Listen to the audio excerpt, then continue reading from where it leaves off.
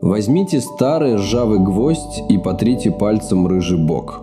Слой осыпается мелкой пылью, забивается под ноготь, оставляет на коже бурый след и тот кисловатый железный запах, что держится на пальцах после мелочи из кармана. Первое ощущение обманчиво простое – грязь, безобидный налет. Соскоблить его и снова покажется чистый металл. Пока гвоздь сухой, он и правда молчит. Но упади на него капля воды, и эта поверхность превращается в электрическую схему размером с булавочную головку, по которой идет ток. Похожий рыжий налет покрывает не только гвозди. Опоры старых мостов, борта списанных кораблей, цепи в заброшенных портах, арматуру в треснувшем бетоне, остовы цехов на закрытых заводах. Выглядит как медленная смерть металла от старости. Смерть тут ни при чем. Это работа. Просто растянутая во времени так, что глаз ловит один застывший кадр из очень длинного процесса. Это можно измерить. Приложите к такому пятну чувствительный вольтметр, и он покажет разницу потенциалов между соседними точками поверхности, обычно доли вольта. На мокрой ржавой поверхности одновременно существуют два разных участка. Один отдает электроны, другой их принимает. А вода с растворенными в ней солями работает проводником между ними, почти как провод в самодельной батарейки. Меньше вольта, а хватает, чтобы все крутилось само, без розетки и без единого провода снаружи. Железо разряжает само себя. Простейшее объяснение ржавчины звучит так. Железо соединяется с кислородом воздуха, получается оксид. Вот и весь процесс. Это объяснение не ошибочно, но оно упускает главное. Атом железа не встречается с молекулой кислорода напрямую, в одной и той же точке металла. Он теряет электроны в одном месте поверхности. Эти электроны бегут сквозь металл как по проводу к другому месту, и уже там их подхватывает кислород, растворенный в тонкой пленке воды. Между потерей электрона и его приемом пролегает расстояние, иногда доли миллиметра, иногда сантиметры, вдоль балки или борта корабля. Именно это расстояние и делает ржавчину не отдельной химической реакцией на одном пятачке, а работающей электрической цепью. Для этой цепи не нужен даже дождь. Достаточно обычной влажности воздуха, чтобы на поверхности металла образовалась тончайшая, почти невидимая пленка воды, и схема заработает. Поэтому портовый город с его вечным туманом ржавеет быстрее сухой степи, даже без единого ливня, за месяц. До определенного времени инженеры и химики видели ржавление как порчу поверхности, вроде плесени на хлебе. Нечто из воздуха оседает на металл и постепенно его портит. В начале 20 века американский химик Уитни предложил взгляд поточнее, уже вполне электрический. Он допустил, что на поверхности железа есть участки, где металл отдает частицы в раствор, и участки, где идет встречная реакция, а между ними течет ток. Идея оказалась верной по духу. Слабое место было в другом. Она оставалась в основном рассуждением на бумаге, подпертым общей физической химией того времени, а не набором опытов, где этот ток можно поймать прибором и измерить. Примерно тогда же заметили еще одну вещь. Мокрая ржавчина сама разгоняет разрушение, потому что работает как перегородка, которая закрывает нижний слой металла от прямого доступа кислорода. Эти наблюдения долго лежали порознь. До измеримых опытов их довел Улик Ричардсон Эванс. Эванс, британец, учился в Королевском колледже Кембриджа. Успел послужить на Первой мировой, а вернувшись, засел в Кембридже уже исследователем и остался с ржавлением и окислением металлов до конца жизни. Ржавчину он заново не выдумывал. Он сделал скучную на первый взгляд, но решающую вещь. Перевел разговоры об электрической природе коррозии в плоскость опыта. Он одним из первых научился снимать оксидные пленки с ржавеющей поверхности и ставить простые опыты, где ток от неравного доступа кислорода можно было поймать прибором. Его главный опыт был почти издевательски прост. Эванс брал образец металла и делал одну простую вещь. Устраивал на его поверхности разницу в доступе кислорода. Часть оставлял открытой воздуху, часть прикрывал, отрезая от кислорода. Дальше подключал гальванометр, обычный прибор для измерения тока, и стрелка отклонялась. Между закрытым и открытым участком тек настоящий электрический ток. Тот кусок металла, что задыхался без кислорода, становился анодом, местом, где железо растворяется и уходит. Открытый воздуху участок становился катодом, где электроны спокойно принимаются. Ничего таинственного в порче не осталось. Обычная гальваническая ячейка, только собранная не из проводов и цинковых пластин на лабораторном столе, а из одного куска железа и капли воды на нем. Позже Эванс описал этот механизм в книге так подробно, что она на десятилетия стала настольной для инженеров, которые проектируют мосты, трубы и корпуса судов. Механизм – это еще не секундомер. Опыты Эванса объяснили, почему железо ржавеет, но ничего не сказали о том, как быстро проржавеет вот эта конкретная балка. Скорость той же реакции зависит от влажности, температуры, состава сплава, наличия соли и десятков других мелочей. Поэтому один и тот же тип стали может простоять без видимых повреждений полвека в сухом климате и рассыпаться за несколько лет у моря.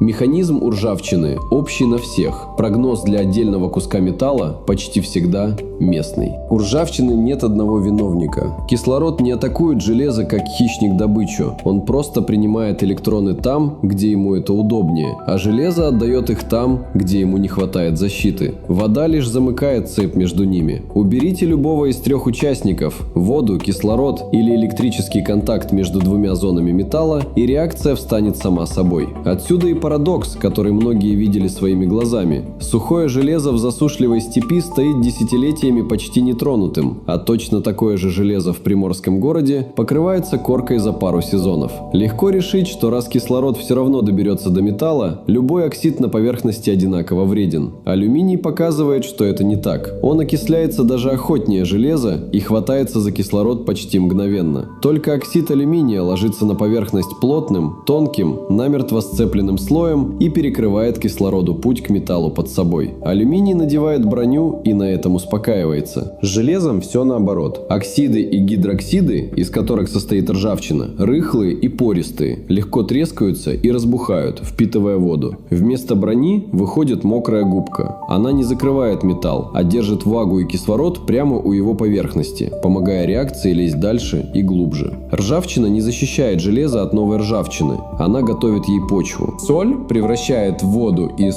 слабого проводника в хороший, и на этом держится ее слава главного врага инженеров. Сама по себе она металл не растворяет и на кислоту не похожа. Вся ее сила в другом. Растворенная соль распадается на ионы, а те тащат заряд между анодной зоной, где металл уходит в раствор, и катодной, где принимается кислород. Морская вода, портовый туман, зимние реагенты на дорогах дают один и тот же результат. Воду, набитую ионами, то есть готовый электролит для этой цепи. Порядок в инженерных таблицах примерно такой. Морская вода проводит ток в сотни раз лучше дождевой. Для крошечной батарейки на металле такая разница означает даже не прибавку в проценты. Речь о совсем другой скорости разрушения. Ту же машину можно застать в масштабе целого памятника. Статую свободы спроектировал скульптор Агюст Бартольди, а ее внутренний каркас рассчитал инженер Гюстав Эйфель. И в 1886 году ее торжественно открыли в гавани Нью-Йорка.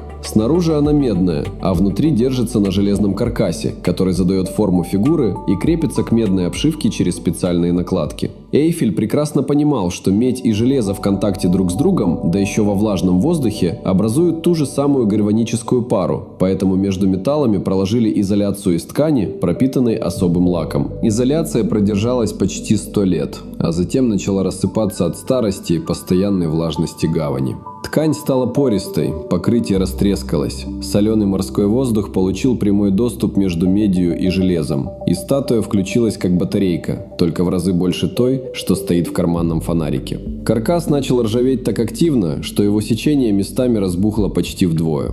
Разбухающее железо изнутри давило на медную обшивку и выталкивало заклепки наружу, прямо сквозь тонкий слой меди, будто их выдавливали пальцем с обратной стороны. К середине 80-х годов 20 века таких вылезших и поврежденных соединений набралось почти 6 сотен. и памятник пришлось закрывать на капитальную реставрацию, во время которой большую часть железного каркаса заменили на сплав, устойчивый к коррозии. В железобетонном мосту или на парковке электрохимия разворачивается наизнанку. Арматуру внутри защищает щелочь бетона, и пока эта щелочная пленка цела, сталь стоит нетронутой. Но когда влага с растворенной солью доберется до прутьев сквозь трещины или поры, на металле запускается коррозия, а дальше вступает геометрия. Ржавчина занимает в несколько раз больше места, чем исходный металл. Примерно как сугроб занимает больше места, чем вода, из которой он намерз. Разбухающая арматура распирает бетон изнутри, откалывает защитный слой и обнажает сталь еще сильнее. Реакция, что шла где-то в глубине, выходит наружу трещинами и кусками отвалившегося бетона, который уже видно без всякого прибора. Иногда цена этой химии измеряется не только деньгами. В 1928 году между городом Пойнт-Плезант в Западной Виргинии и городом Галлиполис в Огайо открыли подвесной мост, который за серебристую алюминиевую краску прозвали серебряным. Несущие цепи у него были собраны не из тросов, а из плоских стальных звеньев с ушками на концах, соединенных массивными пальцами. 15 декабря 1967 года, в разгар вечернего часа пик, переправа сложилась и рухнула в реку Огайо вместе с десятками машин. Погибли 46 человек. Расследование Национального совета по безопасности на транспорте тянулось несколько лет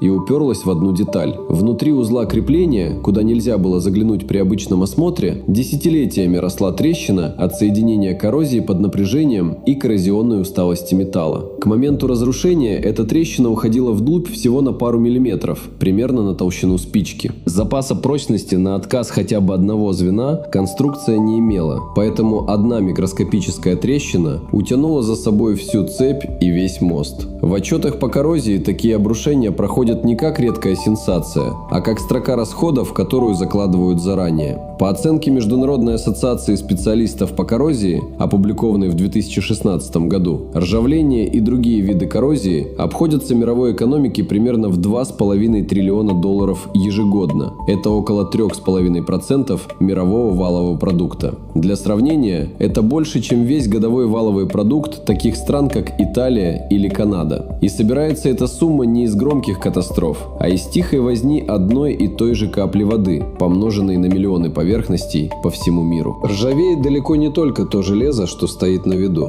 На дне Северной Атлантики, почти в 4 километрах под поверхностью, где темно, холодно чуть выше нуля и давление плющит обычный пластиковый стакан, лежит корпус Титаника, затонувшего в 1912 году и найденного экспедицией только в 1985. В такой темноте и холоде процесс не замирает, а просто идет медленнее и с добавкой живых участников. На фотографиях с погружений его борт покрыт странными наростами, похожими на ржавые сосульки, свисающие метровыми и более прядями. Их называют рустиками, и внутри них живут целые сообщества бактерий, каждая при своей роли. Одни ускоряют образование ржавчины там, где кислорода в холодной воде почти нет. Другие питаются уже готовым ржавым слоем, будто перерабатывая его заново. В 2010 году группа под руководством Генриетты Манн из университета Далхаузи в Канаде вместе с коллегами из университета Севильи в Испании выделила из такого рустикла ранее неизвестный вид бактерий и назвала его в честь корабля – Halomonas titanicae. По оценке самой Манн, при нынешних темпах разрушения корпус может почти полностью исчезнуть уже к 2030 году. Это прикидка, а не точная дата, но порядок она передает честно. Глубина и холод процесс не останавливают, только замедляют и добавляют в него живых. Цвет ржавчины тут тоже не декорация. Это не одно вещество, а целое семейство оксидов и гидроксидов железа, и каждая красит поверхность по-своему. Гетит дает желтый с бурым оттенком и чаще образуется там, где кислорода вокруг хватает. Гематит темнее, ближе к глубокому красному, почти кирпичному. Магнетит вообще черный и заметно плотнее остальных, поэтому его иногда принимают за защитную пленку, а не за разрушение. Липидокрокит оранжевый с рыжиной и обычно вылезает там, где влага то испаряется, то возвращается снова. Так что рыжие, бурые и черные пятна на старой балке разом рассказывают про ее влажность, соленость и возраст. Просто читать эту запись мало кто умеет. Целые пейзажи из такой ржавчины стоят в устье залива Кхамбхат в индийском штате Гуджарат у поселка Аланг.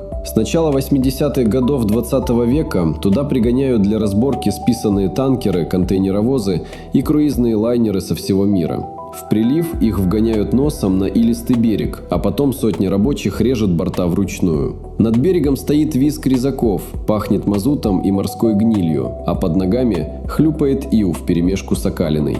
Пока огромный корпус ждет своей очереди, соленая вода, ил и морской воздух работают по нему так же, как по любому другому куску железа, и ржавчина покрывает обшивку задолго до того, как до нее доберется резак. Через этот берег прошли тысячи судов, и здесь особенно наглядно, что ржавчина не только против человека. Часто она первой начинает разбирать списанный корабль еще до всякой намеренной резки. Про железо редко вспоминают одну вещь. В природе оно почти никогда не блестит и не бывает чистым. В большинстве месторождений оно уже сцеплено с кислородом в виде тех же оксидов, из которых металлургия веками выдирала его высокой температурой и огромными затратами энергии. Чтобы вытащить чистый металл из руды, дом разогревают до 1500 градусов и выше, сжигая при этом гору топлива. Ржавчина проходит этот же путь обратно, только без всякого нагрева, спокойно при комнатной температуре. Она возвращает железо туда, откуда его в свое время достали, в связку с кислородом, которая для природы устойчивее и выгоднее, чем блестящий брусок металла. Сравнение ржавчины с медленным пожаром после этого перестает быть красивой вольностью. При горении кислород хватает вещество за доли секунды и отдает все тепло и свет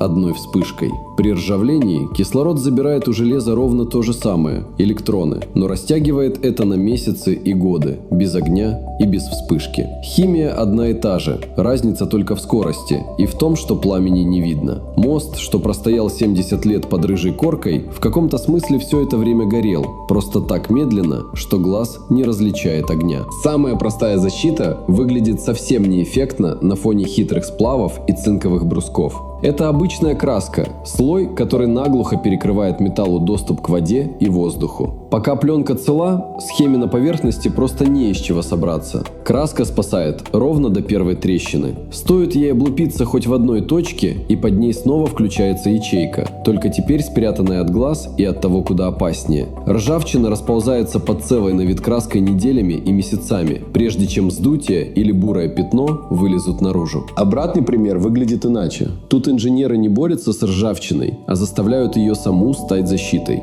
Логика простая. Раз первый оксидный слой все равно нарастет, пусть он нарастет правильным. В 1930-х годах в Соединенных Штатах Америки разработали низколегированную сталь с добавками меди и хрома, которую специально оставляют без покраски. На воздухе она ржавеет точно так же, как обычное железо, но благодаря добавкам первый рыхлый слой оксида довольно быстро уплотняется в прочную, хорошо сцепленную корку, которая перекрывает влаге и кислороду путь к металлу под собой, ровно тем же приемом, что и оксид на алюминии. Из такой стали собран не один современный мост и облицован не один общественный небоскреб, а расчетный срок службы подобной конструкции без единой покраски может превышать 100 лет. Иначе говоря, ту самую мокрую губку, о которой шла речь раньше, при правильно подобранном составе сплава можно заставить вести себя почти как броня. Разобравшись в электрохимии ржавления, инженеры довольно быстро научились разворачивать ее против нее самой. Прием напрашивается сам. Раз в паре металлов один разрушается быстрее другого, можно нарочно прицепить к стальной конструкции кусок более активного металла, скажем, цинка или магния, и пусть он ржавеет первым. На корпусах судов, опорах морских платформ, подземных трубах такие бруски ставят до сих пор. Они жертвуют собой, берут на себя роль анода, а сталь рядом остается катодом и почти не растворяется. Их так и называют – жертвенными. Для трубопроводов длиной в 1000 километров одних брусков уже мало. И тогда к трубе подводят внешний источник тока, который постоянно подкармливает металл электронами и не дает ему отдавать свои. Вернитесь к тому же гвоздю, с которого все началось. Рыжий слой на нем не изменился, но под этой коркой теперь видно схему. Ток идет там, где нет ни проводов, ни батарейки, ни розетки.